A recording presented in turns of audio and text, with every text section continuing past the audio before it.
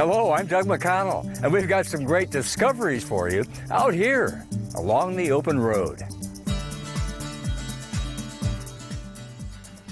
We'll celebrate Santa Clara County Parks as they honor the past and look to the future. We'll explore an open space corridor in John Muir's old stomping ground, the realization of a 35-year dream to connect Martinez all the way to the bay. And we'll get a photographer's view of protected lands across the East Bay.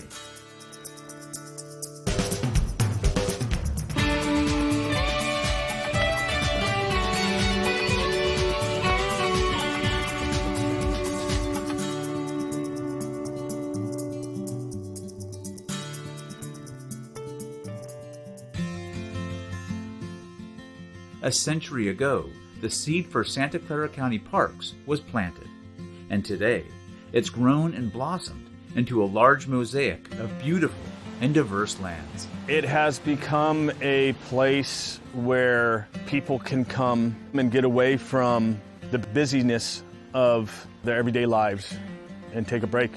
Listen to how quiet it is here. From quiet shaded streams to the urban outdoors, each park is unique and has its own story to tell. People love this park and they love this valley and they want to be part of it. We truly have something for everyone. Whatever you're looking for in a park, just that remote setting to kind of come out and just get away from the city to more active recreation through mountain biking, taking your horse out for a ride, taking your dog out for a walk. We provide a little bit of everything for everybody. County leaders a century ago couldn't have dreamt of what this region has become today. But they did recognize the beauty of the natural lands around us and the need we would always have for open space. Santa Clara County, once the Valley of Heart's Delight, with acres upon acres of orchards and farms, is now Silicon Valley, with all the bustle and development pressure that comes with it.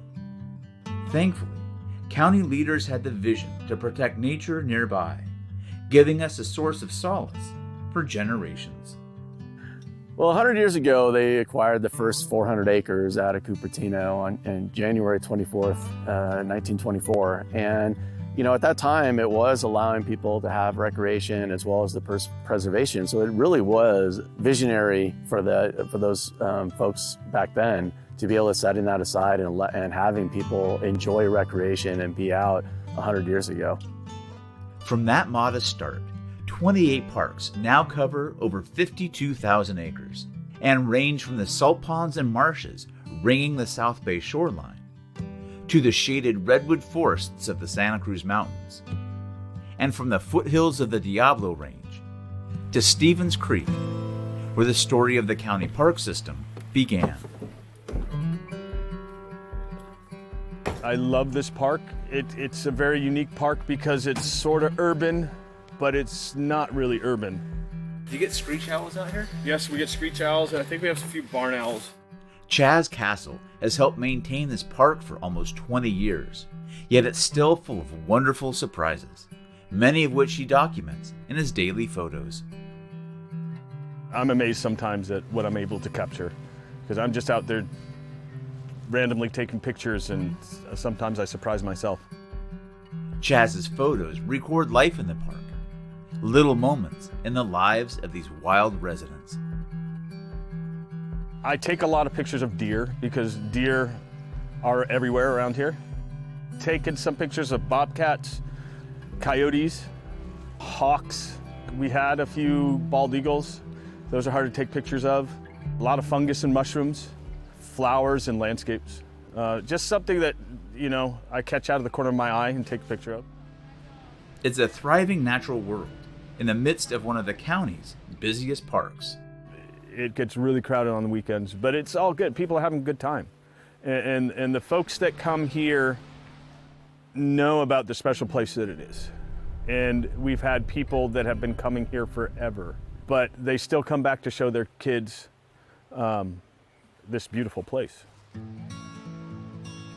County parks protect natural places like this, and they also work to preserve the rich agricultural history the valley is so famous for.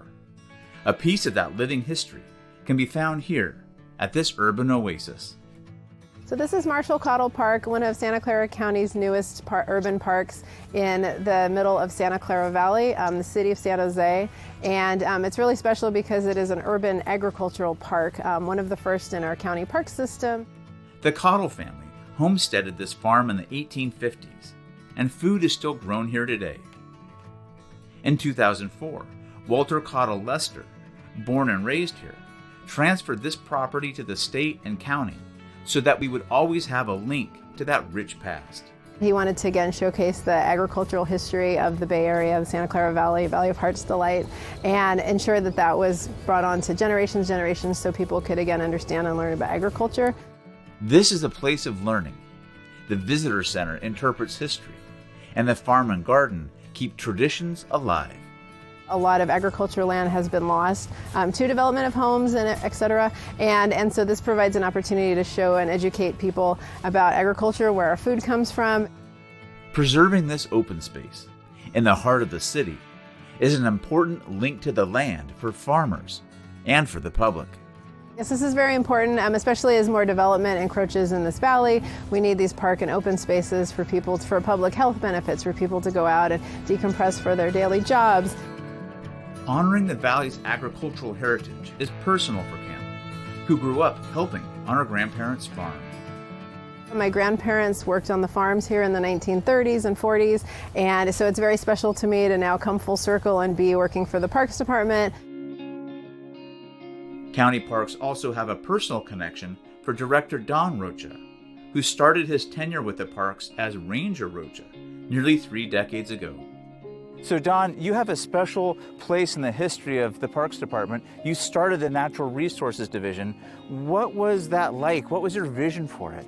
Well, early on, the vision was really around making sure we understood what the landscape had. A lot of times we bought properties from former cattle ranches or skid roads from forest operations. So it was really about being able to understand what we had and then how do we manage it.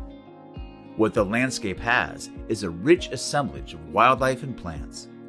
Some iconic, some specialized, and all important pieces to the web of life here. So we have a lot of special status species that we provide habitat for and a place for them to be able to migrate, be able to be protected. Over the years, the program has changed quite a bit, and our practices have changed quite a bit. Initially, when we started a natural resource program, it was really about learning what we had. Now we've adapted into more of having a enhancement, restoration approach, and then looking at climate change. Adapting to climate change and the increased risk of wildfire is a challenge the parks have moving forward. And in 2020, that threat became real when the historic SCU fire scorched a large section of Joseph D. Grant County Park. But things could have been much worse if the parks hadn't regularly conducted prescribed burns here. Well, the fires would have been a lot more intense, would have had a lot more heat, but having a prescribed fire not only was beneficial to the landscape, but it was also being able to help control fires. Prescribed burns are also part of the park's management in the Santa Cruz Mountains, where putting good fire on the land helps maintain forest health. As park managers continue to learn and adapt, the parks will continue to provide nature and all of us the space we need to grow and thrive for years to come. Having these protected areas to come to over future generations will become more and more important for people to come out and be able to connect, and especially in the busy lives of Santa Clara Valley, and having a place to go and just get away from it all. Our park system will provide that in the next 100 years, and I think that will become even more and more important in the next 100 years. When we come back, a new open space corridor in the East Bay, and nature through a photographer's lens.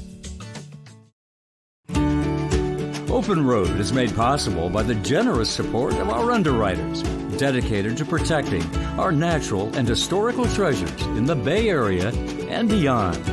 Additional support is provided by these institutions, also caring for our special environmental and cultural legacies and making them accessible to each and every one of us, now and for all time.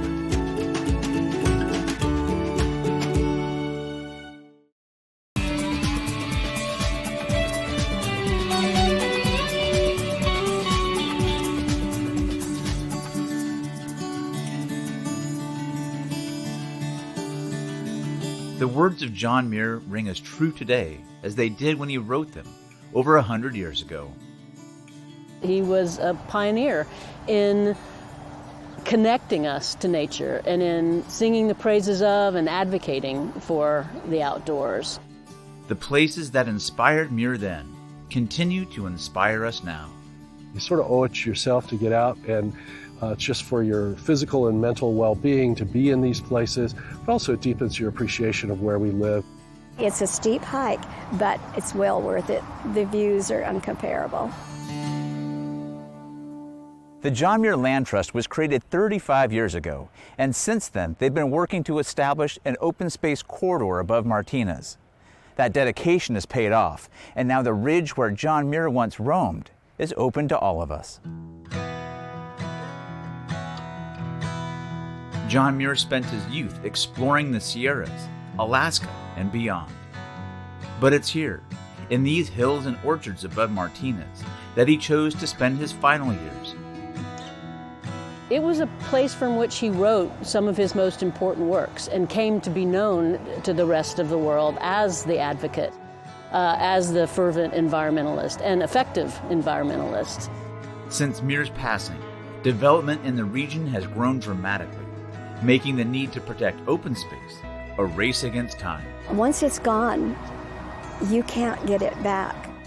In 1989, an impassioned group of citizens, inspired by the words and wisdom of John Muir, created a land trust with a mission to protect regional open space near his former home. This notion that Muir always had of when you try and pick anything apart from all the rest, that everything is connected or hitched to the universe. And that's a really interesting spiritual point of view, but it's also a really practical extant reality for the land trust.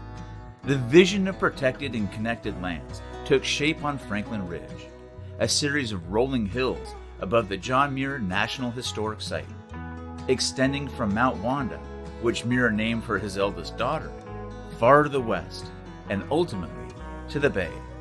All of these properties, when you're up here, connect, and you can see the connection. You can see all the way out the delta to Hoover, all the way out to the Upper San Leandro watershed, all the way into the East Bay Hills that we're preserving, and importantly across the valley to Fernandez Ranch and out to the North Bay. Much of this land was owned by private families, some for generations. These were ranch lands, working lands, stewarded with love and appreciation for their beauty and wildness. There was just so much at that top of the ridge to see and experience all of God's creation. It was all there. One of my favorite things to do was horseback riding. Every day after school, I'd walk up the ridge and I'd have the reins with me, and I would find the horse, put the reins on, jump on bareback, and go run back and forth on the ridge. Beautiful. Over the course of generations, families grow and needs change. John Muir Land Trust has been able to work with those families to piece together a puzzle of permanently protected lands. Two hoped-for final pieces are about to come together with the purchase of the Gerlach and Barnett family ranches, critical properties linking the whole ridge together. As our lives changed and our children grew up, we still always maintained that a reverence for property and the land. There was never any doubt of where it was going to go, always the John Muir Land Trust. Well, I think that it was important for us to preserve the land.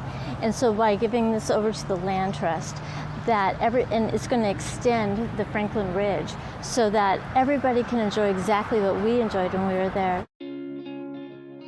This protected puzzle was 35 years in the making, and it will be well worth the wait. Now wildlife can move freely as they need to, and us visitors can enjoy stunning views that extend from the delta to the bay, with trails heading in every direction and linking to wonders even further afield. So now you have a 1,500-acre corridor that permanently protects Franklin Ridge for all the habitat, for the public recreation, multi-use trails that will connect all the way out to Fernandez Ranch and to the intermodal transport at Shoreline with Hercules. For the property owners who help the Land Trust preserve these lands, maintaining their rural character provides a link to the past and a gift to future generations. One thing I will look forward to is coming out there now with my great-grandchildren and for them to be able to one day bring their family, and just that we've been able to preserve it for them and for the public. The decades-long effort to preserve this open space corridor is a lesson in the value of persistence, teamwork, and hope. 35 years is in many ways meaningful, but also just the beginning. And our job is to make sure that we plant the tree well and have it be able to flourish for literally centuries to come. When we come back, we gaze on protected East Bay lands through the lens of a local photographer.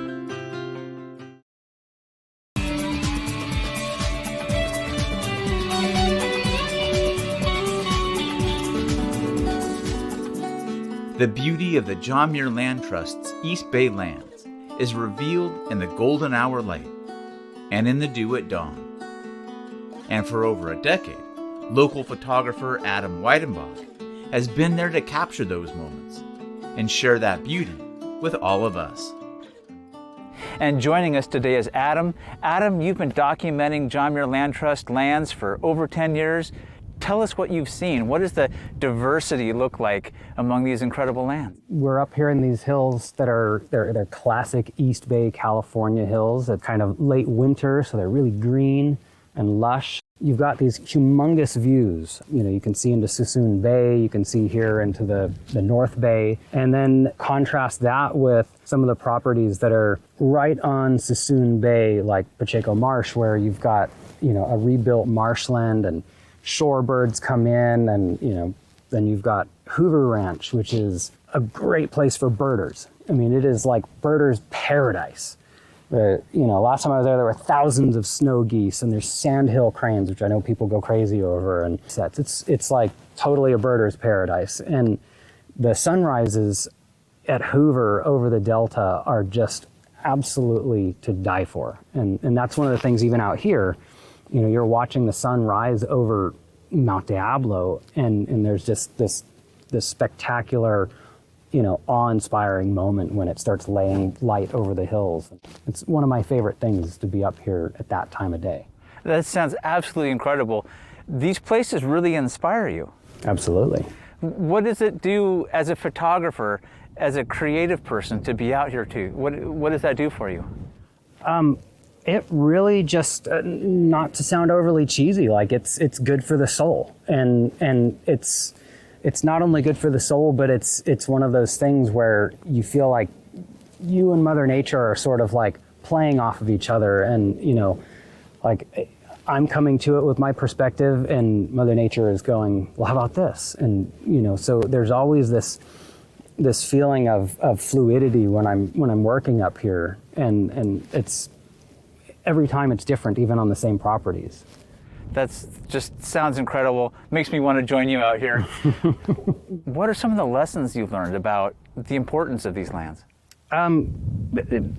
They're both importance for nature, humanity, and for myself. I mean, you come out here enough and you'll learn calm, and you'll learn to use your senses and really, really just feel where you are.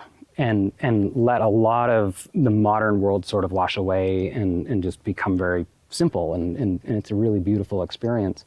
Obviously, habitat preservation is so important, and not only for the wildlife, but also for humanity. So I think it's this huge thing that John Muir Land Trust is doing for both habitat preservation and for us, That's so true. And it's a great thing you're doing, sharing with all of us. So thanks very much. Thank you. When we come back, more moments of East Bay beauty. OpenRoad is made possible by the generous support of our underwriters, dedicated to protecting our natural and historical treasures in the Bay Area and beyond. Additional support is provided by these institutions, also caring for our special environmental and cultural legacies and making them accessible to each and every one of us, now and for all time.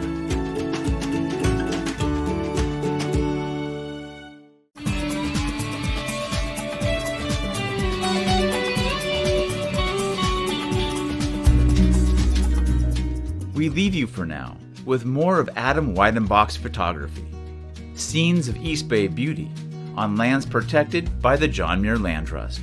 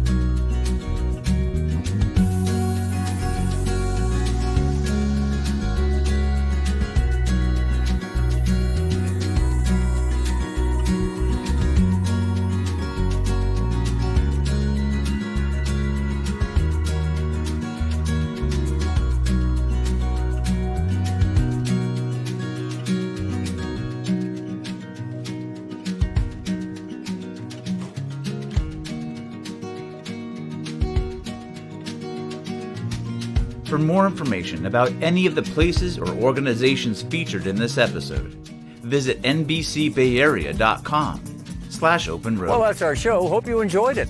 I'm Doug McConnell, and we'll see you next time right here with more discoveries along the open road.